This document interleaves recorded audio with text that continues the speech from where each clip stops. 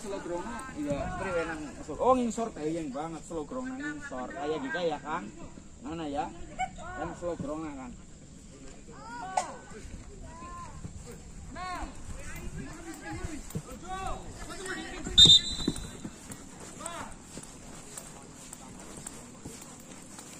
Mana si Anhar karo si Pasca Jurnal kau ada lah.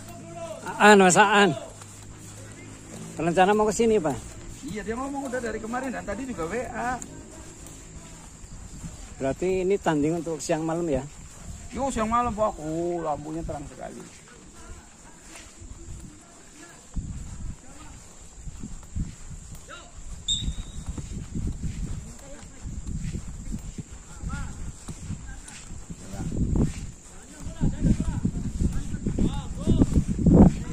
Sana itu ada sungai besar kan? Sana ada sungai besar. Ini dilurus dari dulu sana sampai sana.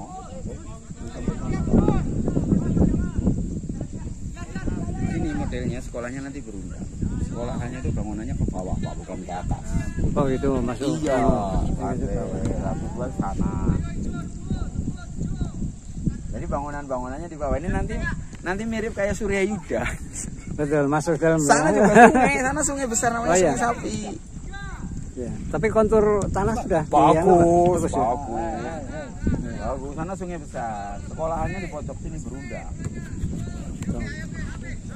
Saya bikin ini tuh dibayangin aja nguruknya berapa banyak. Kamu minta. Nah. Ya, Peter. Ya, Peter aja, Peter.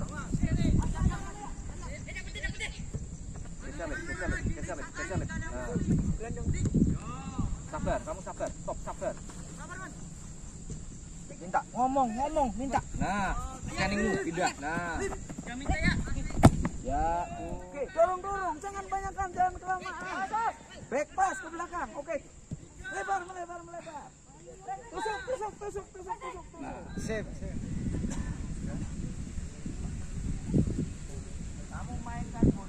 Assalamualaikum warahmatullahi wabarakatuh. Kali ini kita berada di Ahmadi Tulam Football Arena.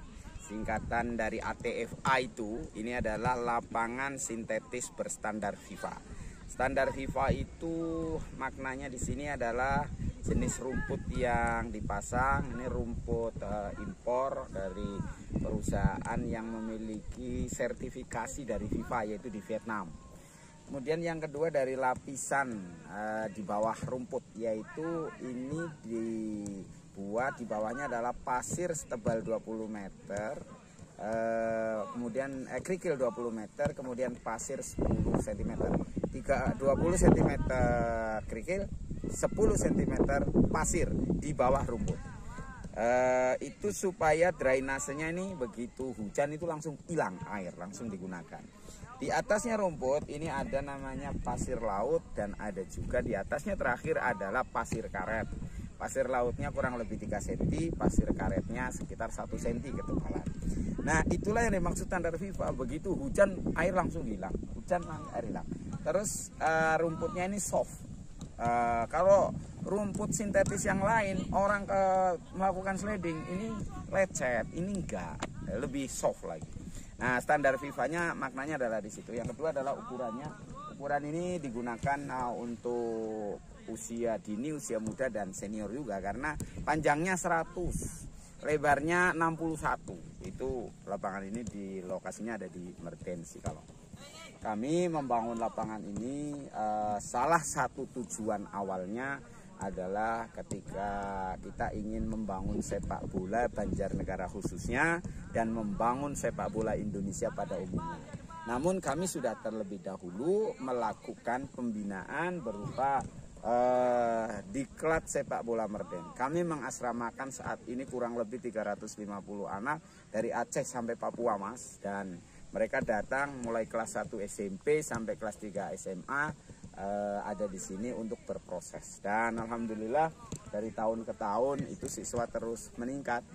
Oleh karena itu di kompleks seluas 3,5 hektar di Desa Merten Sikalong ini kami dirikan namanya Diklat Merten Training Center. Nanti fasilitas ke depan yang kita bangun setelah lapangan ini selesai, ada di sana bangunan 4 lantai untuk asrama dan untuk ruang pertemuan ya. Nanti kita akan bicara sepak bola dengan masyarakat luas, baik Banjarnegara ataupun Indonesia, di sentra pembinaan pemain-pemain muda di Indonesia di Diklat Merten ini.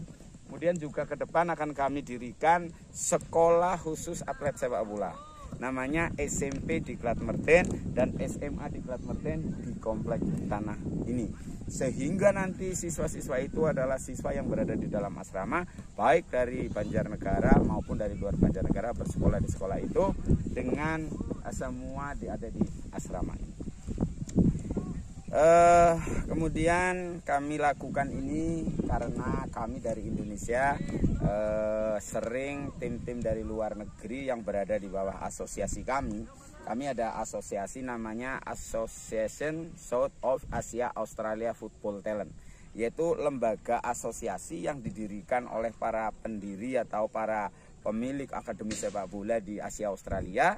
Dan itu tujuannya mentalent scouting, memantau seluruh bibit-bibit yang ada di Asia dan Australia. Setelah ketemu bibit-bibit itu, mereka dikirim ke akademi-akademi besar di dunia.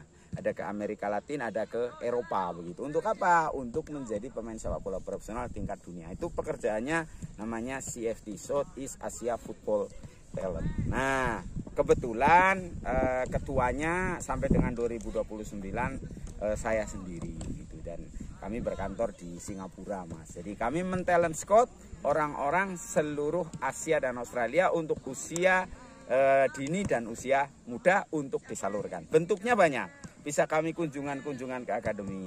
Bisa kami menyelenggarakan turnamen di setiap kelompok umur, dicari juaranya di tiap negara anggota, kemudian dipertandingkan di internasional, dan itu berjalan rutin.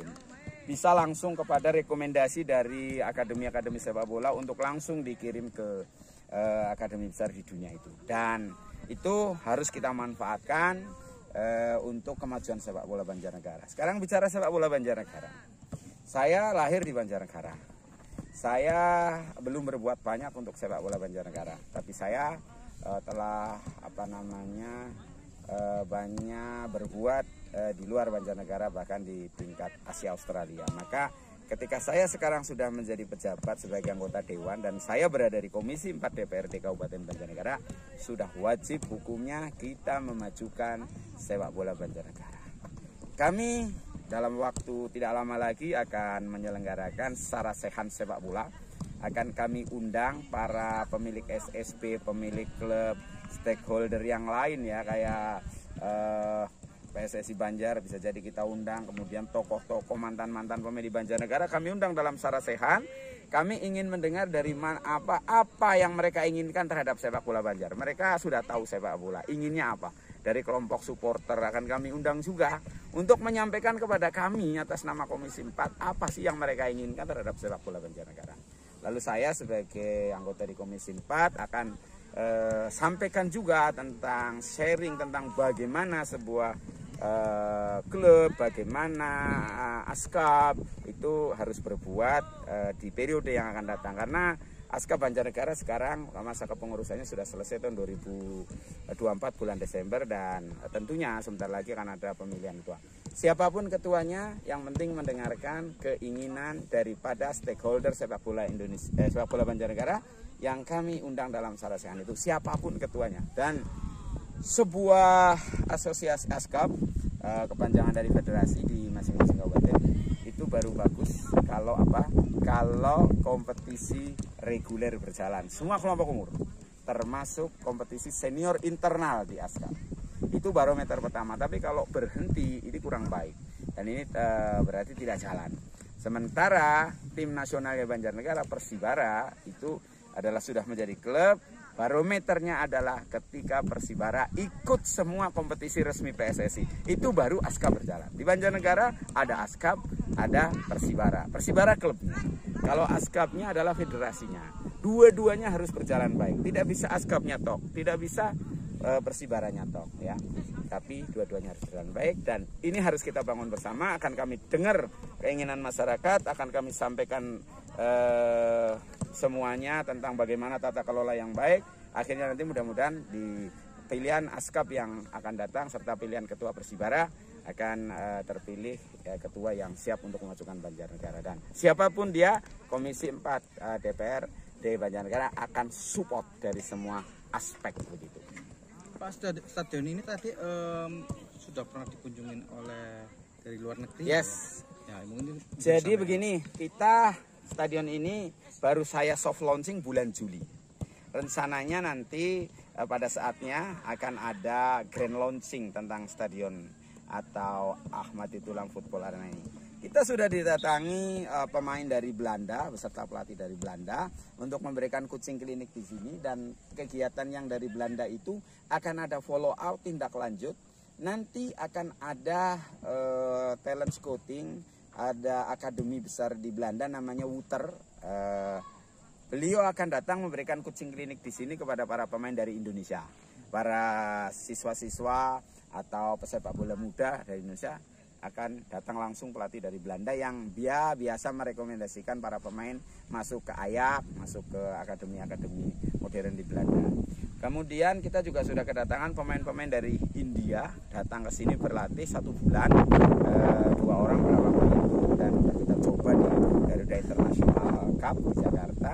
Terus kita juga kedatangan dari Thailand pelatih tim talent scouting. Ketika kita menyelenggarakan kejuaraan nasional di sini, mereka datang langsung untuk pantau pemain dan mengambil para pemain untuk dibawa ke Thailand dari peserta kompetisi. Kemudian ini dalam waktu dekat ada beberapa pemain dari Malaysia juga akan melakukan latihan di sini. Artinya bahwa di Merten Sikalong ini, Kabupaten Banjarnegara ini sudah dikunjungi atlet-atlet dari Eropa, dari Asia dan Asia Tenggara sudah hadir di sini, dan itu menandakan bahwa pembinaan yang dilakukan di Banjarnegara ini dilirik oleh praktisi sepak bola Eropa dan Asia. Pak, stadion ini kan standar FIFA ya Pak? Yes. Ini pertama kali di Banjarnegara atau? Iya, kalau mau berbicara standar lapisan standar itu, ini di Karsidenan Banyumas, bukan hanya di Banjarnegara. Kalau di Jawa Tengah sudah jelas ada, itu namanya Stadion Citarum, itu lebih dulu ya. Cuman itu miliknya dari pemerintah provinsi. Kemudian ada punyanya PSIS Semarang, itu juga ada ya. Jadi kalau di Jateng masih bisa dihitung dengan hitungan jari. Dan ini untuk Karsidenan Banyumas ya, kita ini yang kali pertama ya. Bisa dimanfaatkan oleh siapa saja, dan tentunya ketika nanti sudah terbentuk kepengurusan Persibara yang baru, kami welcome untuk menggunakan fasilitas ini begitu. Dan juga ada fasilitas meeting nanti, bisa untuk seminar, sarasehan, serama orang yang mau coaching klinik di sini. Tadi sampaikan katanya di belakang akan ada perkembangan lagi, itu kira apa Pak? Yes, yang pertama akan melengkapi diri kami dengan sekolah khusus atlet sepak bola. Nanti rencananya SMP di Kelat Merten Indonesia, dan itu sekolah khusus atlet sepak bola saja di dalamnya. Dan kemudian kami juga akan membangun SMA, namanya SMA di Kelat Merten. Selama ini kami siswanya masih nitip, kalau SMP di SMP Negeri 2 Purwanegara. Kalau SMA kami bermitra dengan SMA PGRI Banjarnegara. Seluruh siswa kami titipkan di sana, dan ada agak jauh kan kalau di Kelampok, jarak kurang lebih 10 kilo gitu kan. Kalau nanti sudah dikumpulkan di komplek ini, kebetulan komplek ini 3,5 hektar, cukup untuk pendirian sekolah dan perguruan tinggi bahkan. Ini planning kedepannya seperti itu Pak. Dan kami merencanakan juga tentang event-event internasional. Kami selenggarakan lah mini-mini turnamen, misalkan 8 tim, 16 tim internasional. Ke depan mudah-mudahan di Banjarnegara terselenggara turnamen-turnamen kelompok umur internasional, memanfaatkan jaringan yang sedang kami kelola itu. Pak, sebagai anggota Komisi 4 ya Pak di DPRD Banjarnegara, kira-kira langkah-langkah apa Pak untuk memajukan dunia sepak bola di Banjarnegara Pak? Oke, suatu ASKAP, yaitu kepanjangan tangan federasinya FIFA. Sepak bola itu kan diurusi oleh FIFA di dunia. Ya, di bawahnya federasinya itu AFC di tingkat Asia. Di Indonesia namanya PSSI. Di tingkat provinsi namanya ASPROK, di tingkat kabupaten namanya ASKAP. Asosiasi Kabupaten. Nah, itu federasi, panjangan tangan dari PSSI. Nah, ASKAP itu adalah bagaimana mengembangkan pembinaan sepak bola, segala urusan sepak bola di kabupaten. Yang namanya pembinaan itu tentu adalah ASKAP bertugas menyediakan namanya kompetisi.